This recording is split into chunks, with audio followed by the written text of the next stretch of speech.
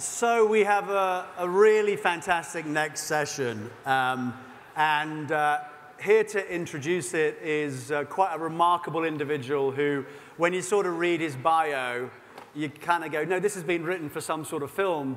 People aren't really like this. But I want to introduce you to Kaj Larsen. Now, Kaj is an Emmy Award-winning correspondent for CNN. He hosts a news documentary show on Sunday nights called CNN Presents. It mostly covers conflict zones around the world, so he tends to go to those places that no one actually wants to go to.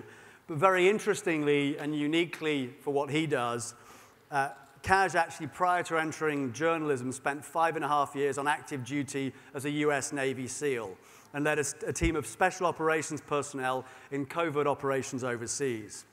Kaj has now traded his gun for a camera and is making a documentary for the Wonyoung newsroom. So if you give a big Wonyoung world welcome to Kaj Larsen.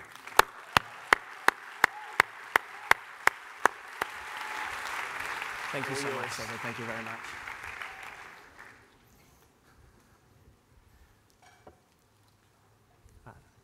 Thank you. It's a great honor to be sharing the floor with so many young delegates. Before I start, I just want to say that I spend a tremendous amount of time in conflict zones, and I see numerous examples of man's inhumanity to man. But being here among you, speaking with some of you in the evening time, has been a reaffirmation of my faith in humanity. I'm just so very proud of the work that all of you are doing, so please give yourselves a hand.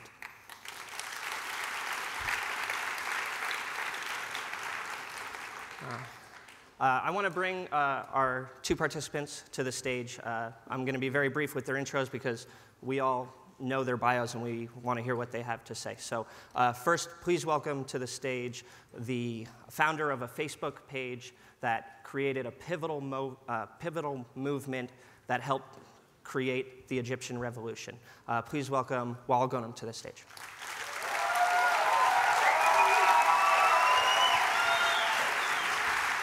Thanks, buddy.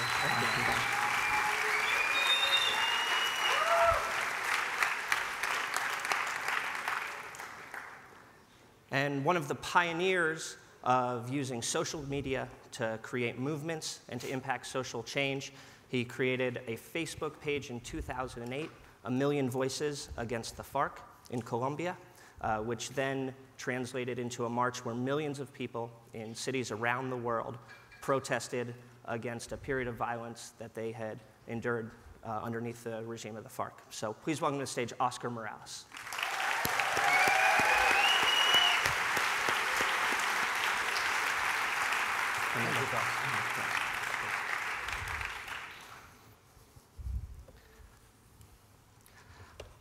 So before I start, a brief confession. In 2008, I was actually doing a documentary on narco-trafficking in Colombia, and I decided to go see what this FARC march was all about. And I turned the corner, I was swept up in a sea of white t-shirts, and a man handed me a t-shirt that said, "Colombiano soy yo," I am Colombian. And I said, "Sir, I apologize, I'm American." And he goes, "That's okay, today we're all Colombians." And fast forward a couple hours, the protest is over, people are celebrating because it was such an extraordinary event.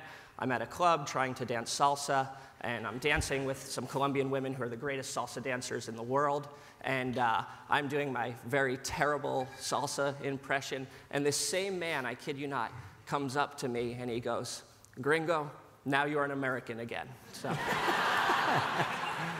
But there will be no awkward moments on the stage today because we have with us two incredible leading pioneers in using social media and technology to create social change. And because it's such an incredible, momentous moment, I just have to ask, is this the first time that you two have been on stage together? Yes. I'm very excited. That's an extraordinary moment. This is the proof of what modern heroes. I mean, when I knew that I was going to meet Wael Ghonim, I couldn't believe it because I was there when these Egyptian protests and then before the Tunisian protests started. I was not only monitoring what was happening, I was feeling it with my own heart because I know what it feels to have somebody attacking you as a citizen, somebody attacking our population, and in their case it was even more brutal. So seeing that people that broke that fear factor and decided to step up, it meant the world to me, and I'm very proud that you're here. Thanks. And you are alive. And Wael, were you aware of what Oscar and his colleagues had done? Actually, no, and I felt bad for that. Proving that there's no yeah. original ideas. Yes, exactly. Yesterday I was actually Googling it, and I was binging it. So I looked him up, and I started to read, and it was quite an interesting thing to see that the same experiences that we kind of went through was also happening in other parts of the world 3 years before, which just proves that there is no magic in the tools. The magic is actually in the application, how you use that application to serve your cause. Well, I mean, that's sort of my first question to both of you, is that there has been a lot of lauding of social technology as a spark that can ignite a revolution. So is Twitter the new Molotov cocktail? So to me, I think that in the next few years, we're going to experience a new wave of leadership, or what we call the hero, where the cause is actually the hero.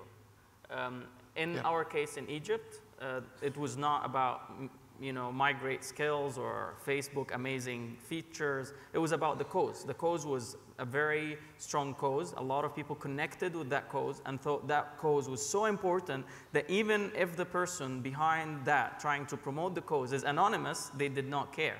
And people wanted to believe in that and act upon it. So I believe that social networking is definitely important. Social networks, websites are great, but they are not the spark of revolutions. I would steal that from him. He told that to me before the session. And I would say, when people ask me, what do you think the impact of social networks in the revolution? I was like, it's the same impact as the SMS messages and the phones that were used also during the time. The only difference is that it allows you to mass communicate your messages with other people. Oscar, would you Yes, concur? in the case of Egypt, it was very interesting because it gave us, for other movements that had started before in different areas, it gave us the sense that when a cause is ultimately fair, people will follow. You don't need to press it that much. When we saw, for example, in Tunisia and Egypt, people actually dying on the streets because the police gunmen were attacking them, were suppressing their protest, and they were actually risking their lives. That kind of information, when put into a massive, massive, massive structure like Twitter, when we had access to the pics, the real ones that were not manipulated, so we could tell that it was truth. I mean, people were really, really under attack. So the solidarity was just there, very naturally, very spontaneously. The world started to listen, and the world started to care about what was happening to you guys. So the vehicle used to transmit all this, not only information, it's also a way to transmit feelings. It's kind of strange how people can relate to other on a Twitter conversation. How actually you can connect to the cause. It's very important what he says. Cause is what is important. You're just, let's say, an apostle. So representative, what you're saying but you is are that not the owner of the cause. The cause message. is among the people already. It's the message, not the medium. But is there something specific about the medium in this case that helps ignite or helps to be a catalyst for social change? We were talking about speed earlier. Speed. There are many factors, actually, that can explain why certain causes are successful or not. In our case and in his case, speed was very important. We didn't have enough time to deploy the planning of a protest, because then if we gave enough time, people will suppress us or people will crush us, or the enemies of whatever we were trying to propose. In their case particularly, brilliant. They set up something in less than days. Not even the regime was fast enough to attack them or to crush them when it was still possible. They tried, of course. But then the velocity of how things turned out was what gave them this, this window of opportunity to succeed.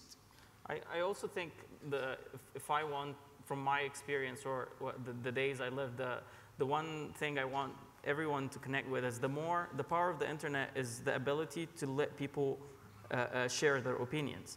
So in the way we managed the page, me and the other co-admin, we're totally empowering the people. So before having any activity, we would create polls and ask people, should we go or not? What are the details of what you want to do?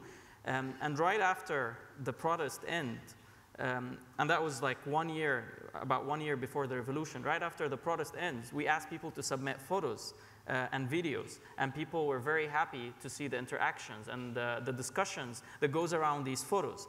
Engagement is one key feature, so it allows people to collaborate.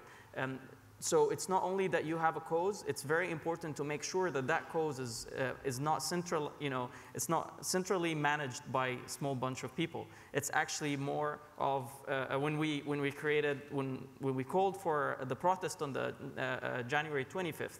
If there was a party or a famous political leader or even myself calling for it in public, most probably would never have happened, because people are going to say, oh, look at that. Who is he? What is he doing? Why is he after this thing? What are his intentions? And people are going to have all these discussions. But because of the fact that it was anonymous, everyone started to get on the boat and accepting and agreeing to join. And by the time we announced it on 14th of January, on 22nd, we announced the locations so that we give less time for the officials to start suppressing it.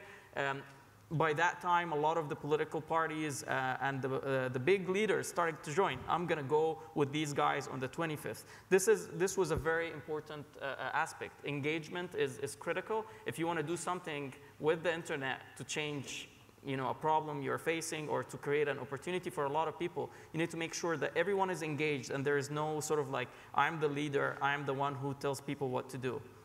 Was there a specific point in either of your experiences where you realized that you had achieved critical mass, whether it was a number or an event?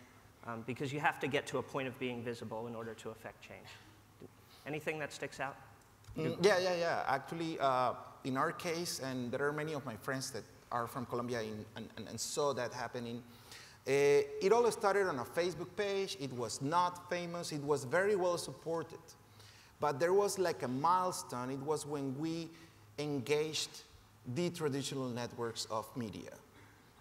Not all of them were in favor of us. Many of them were actually critics, and they didn't believe that it was possible.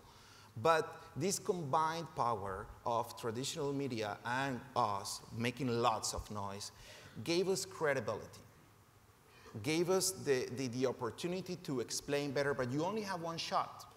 You only have one shot when you're given the opportunity to speak on national radio. And then the sentiment was so strong, was unstoppable. So it could have been any other person. I mean, a cause can have many faces, as he mentions, as long as the message stays the same. I was just replying what everybody was already in agreement. I was not trying to convince people to think differently. I was just saying, hey, you think what everybody's thinking in Colombia, that this needs to stop? Okay, come join us. And it was easy to sell. Well, for you? I think when the page was created, the first couple of days, 60,000 people joined. And I didn't think of the number as the critical mass. I didn't know, like I was not philosophically sitting down and looking at would that be the critical mass or not. But what I was trying to personally do is to think of it as a sales channel where I have someone, my audience is all the Egyptian people on Facebook. I want them to like the page, and then I want them to start liking the content, then start sharing it with their friends, then start participating in the street activities, and then start being promoters of the cause. And the idea was to try and convert people throughout every phase. And that was happening. I can just put the science now as I'm sitting with you guys and make it sound like this was all planned, which was not true. It's just my analysis of what was going on after it happened was this case. People were getting converted until the Tunisia events happened. And definitely that was the real, if there is credit that should go to anyone, it would go to the Tunisian people, because Egyptians looked and was like, wow, actually, the first post on 14th of January after Ben Ali went down was just a status message that said, do you guys think if we can, if we call for something on the Egyptian streets, we would get hundreds of thousands of people march on the street? And because that question was asked 1st of January, let's say, a lot of people would be mocking that question. And they were saying, this is useless, you're going to harm the country, don't do that, blah, blah. But then, because they saw Tunisia, that was the critical mass point. Everyone was like, let's do it. And that was the proper time. And again, this was another thing I learned personally. I worked on this page from June 2010. And I had a lot of time where I was thinking, I'm investing a lot of time in this and nothing is happening. I was saying, okay, at least I'm trying to tell people what was going on and converting as much people as I can.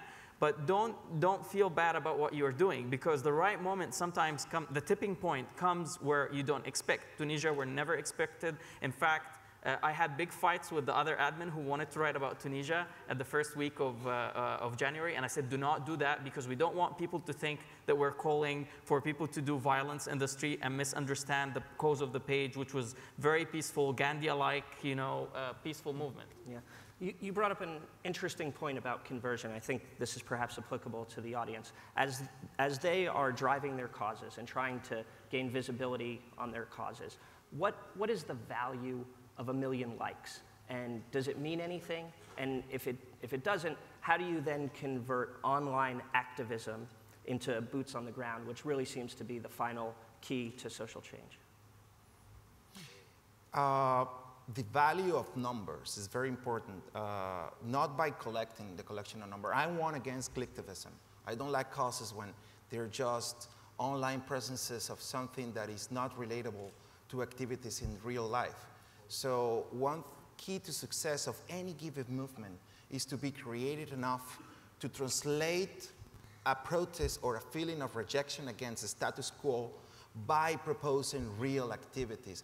Whether it's a street protest, it doesn't have to be a protest necessarily. Could be anything that involves participation from users, that you can use these users that you are building inside an online community. But you have to go from the web to physical? A task, assign them a responsibility. Our call was simple. Wear a t-shirt that is white, or wear our flag, the flag for our country. Please, on February 4th, please be there. That's all we ask from you. But they were relating to it because they felt that, okay, I am not only clicking, actually I'm doing something with my personal capacity. And what was the key to that movement from the web world to the physical world? Was it a low barrier to entry? How did you inspire people to actually, because I think this is a challenge for everyone in the audience, to actually go from the web to the real world? Hard to explain. I think is 10 people followed other 10 people. I mean, when they see that the cause was being supported, not only by all these millions of people gather on online presence, but with the media and certain, icons in my own country. When these people that drives a lot of attention joins a cause, it's easy for others to follow because they are role models, and when they believe that this is worth it, it's easy to break the ice. It's easy to continue selling the idea of a protest. And in your experience? I think the numbers are always deceiving. I personally think that the page, our page, pre-revolution, where it had 250,000 people, was much more effective than the page now, which has 1.6 million. Because at that time, the believers of the cause were so strong, and they went through the whole experience that they're not newcomers. So I wouldn't really care about the numbers of people that are following you, rather than I care about the cause. Also, I think that doing something doesn't necessarily mean it has to be a protest in the street. We just tried to do, another admin on the page tried to do a campaign a couple of days ago to raise money for Somalia using SMS, where you can actually donate $1 by sending an SMS, and the campaign did very well. It's just the fact that you need to keep people always engaged, and when you do something, you need to think of a scale. Something I personally learned by working for a company like Google is learning that scale is very critical. Feeding 100 people is very important. Educating 100 people is critical in your neighborhood. But then if you fail to scale that, or if you fail to inspire others to scale this operation, then the effort is going to be very limited, and it will just normalize. And it's like throwing a needle in an ocean. It's not going to make the real impact you're looking for. So I would really recommend for people working on causes or thinking about causes is to think about things that can be scaled. I can just give you an example of a simple guy who did an amazing scalable project, which was called Khan Academy. It's basically an online, with $200, he got a stylus and he started teaching people math through videos, posting them on YouTube. As of today, he has over 2,000 videos and 60 million viewers. That is something scalable. And he thought of that. And this is the beauty of the internet. Don't limit yourself to the old era of activism. You can do a lot of things other than campaigning and protesting, because I've had enough of those. But you can totally agree. I totally agree, and I think it's very, very important that you guys learn how to deal with content. Being an activist is not only being very knowledgeable about your cause and about the things you defend. It's also becoming an expert in how to produce a video, how to edit a picture, how to exploit an image so it can actually inspire others to move. I was inspired by a video that was published on YouTube of a Tunisian being killed. And I was not even Tunisian. And it felt like one of mine. So, a video can actually make a lot of difference. A video can represent 10 people's joining, not the cause online, but the cause on the street. So content is very important, and I'm sometimes frustrated when I see that leaders of causes, they have very good oral abilities and oral speech capabilities, but they don't produce content, so nobody is actually understanding what this guy is doing. Yes. Very quickly, in the remaining time that we had left, last night I had an opportunity to speak with one of the delegates from Egypt, from your home country, a young woman, and she wanted to know what happens now. You have used these tools effectively to create social change and to create revolution. Are those same tools as effective at governance?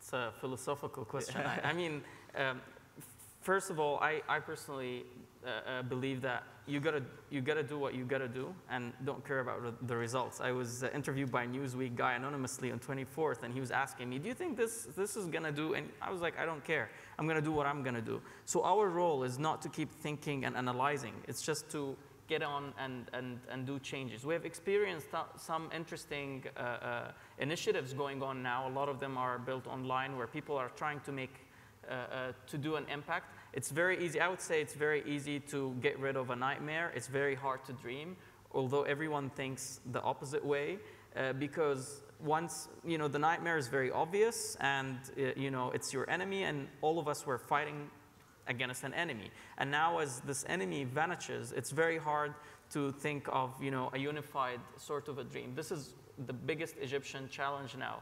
But going back to the people, I think what you care about, or what you should do. And I was personally inspired by a lot of people who used to speak in the past, and I was feeling very jealous about what they have achieved, is that you should not care about anyone who demotivates you, because in Egypt we have a saying that says, "Mafish faida." This "Mafish faida" means there is no hope. I used to see that on the page starting June 2010, tons of thousands of times, and I didn't care. And at the same time, it's very important that you start doing something that you can scale with the help of others, and you as a person is not crucial for its success. It's not about you, it's about the cause. It's not, you are positioning yourself as a hero. I don't think of myself as a hero, and I believe in it, because the fact is, people went to the street not because of, seeing me preaching them. It's because they believed in the cause. They wanted to go to the street, and they continued the struggle because there was no one like me in the middle. And that's why the government had a huge problem trying to crack that down. They couldn't speak to anyone who would have the push button to stop it. If anyone comes in to stop, that person will be discredited. So just think of scalable things to do and forget about the credit, and because this whole credit thing ruins probably most of the activities. Well, I had the opportunity to talk to these gentlemen backstage, and I can say that they do not consider themselves heroes, but I think it's safe to say that the rest of us do. So thank you guys very much. Oscar and Wael. Thank you. Thank you. Oscar, gracias para todos.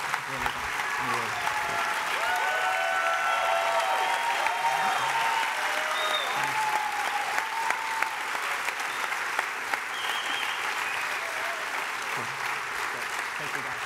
So now we